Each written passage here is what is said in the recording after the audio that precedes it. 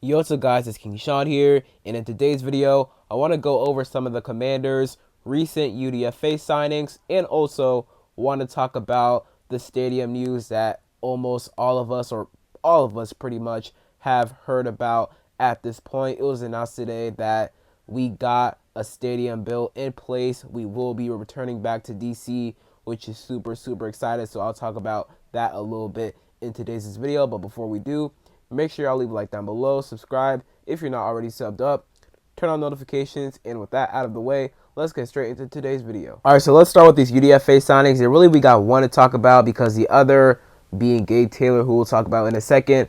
We are bringing him in for a rookie minicamp, but have not officially signed him yet, so, we'll talk about him. But the signing we have, Jakori Brooks, receiver out of Louisville. It was reported around 5:40 p.m. today, that we are signing Jakori Brooks on a UDFA deal. And I like this signing a lot.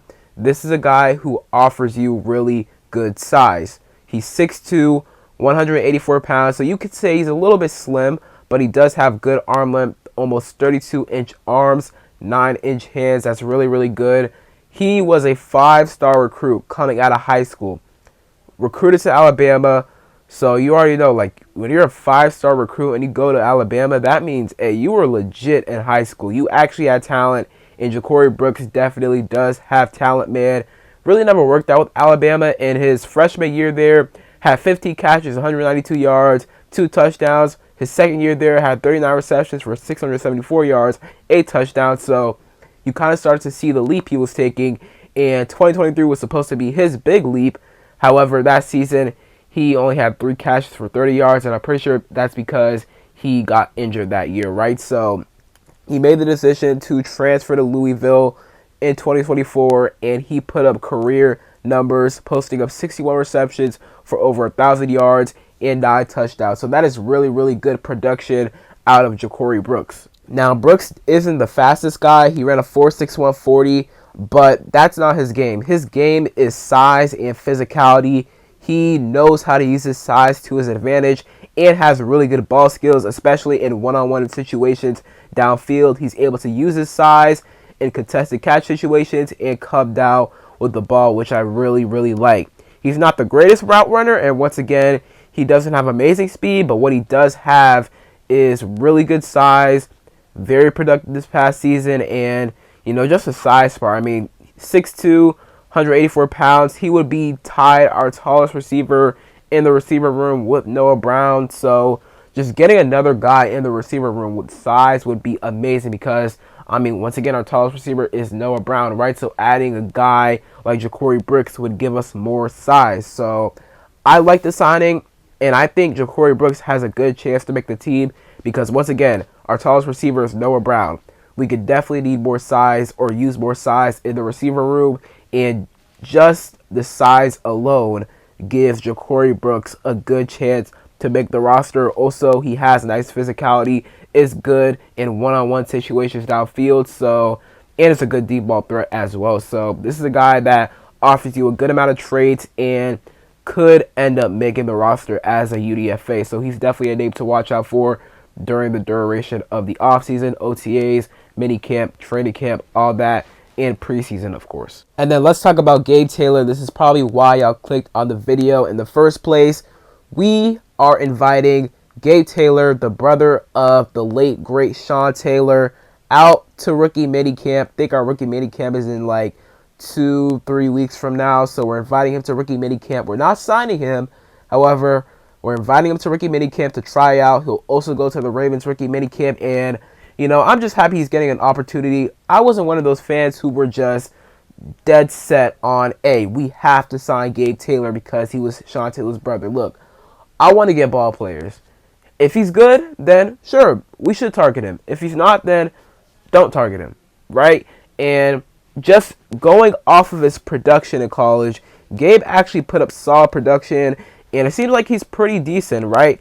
This past season at Rice, had 3 interceptions. The season before had 2. The season before had 2. And then the season before that had 3 interceptions. So all in all, he had a total of 6, 2, that's 8, 10 interceptions in college, which is pretty good. ball production. I know it's at Rice, but still that's good ball production. Now Gabe is a little undersized, well, a lot undersized. He's 5'10", 190 pounds, but he does have good speed.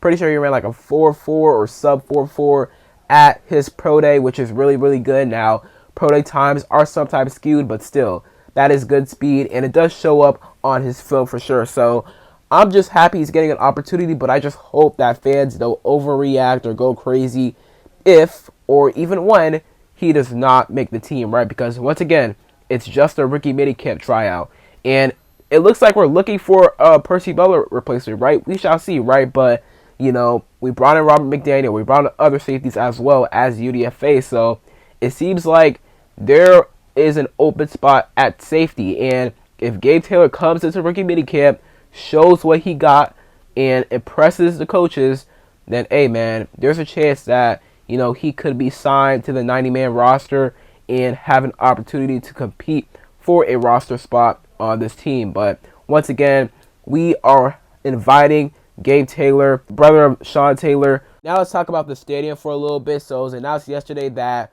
we are getting the stadium bill announced today. So that is very exciting, which we did right around 11 a.m. Muriel Bowser, Josh Harris, and Roger Goodell had their press conference to talk about the new stadium bill. It was really exciting, man. It was really, really exciting. I was able to listen to some of the press conference, man. This stadium is going to be so cool. Set to open in 2030, so it's going to take 5 years. Well, technically 4 because they plan on breaking ground next year. They actually haven't demolished RFK yet. They were supposed to a while ago, but now that the stadium is back in the District of Columbia's hands, they can finally go ahead and demolish the stadium before they break ground next year. So the stadium will have 65,000 seats, and I assume that, you know, it'll be able to expand to like 75,000 or 80,000 for like larger events like a concert or the Super Bowl or maybe a World Cup, right? Because that's the goal of the stadium.